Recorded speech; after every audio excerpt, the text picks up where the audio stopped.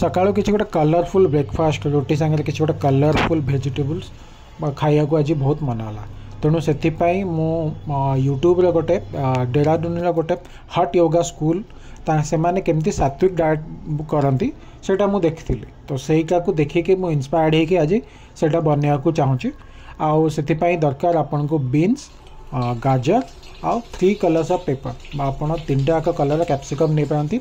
एथिरे ओनली घी हिंगू आउ जदि दरकार अदार जूलियंस यूज करेंगे कौन सी मसला पाउडर अदा रसुण आउ प्याज किसी भी यूज हेनी।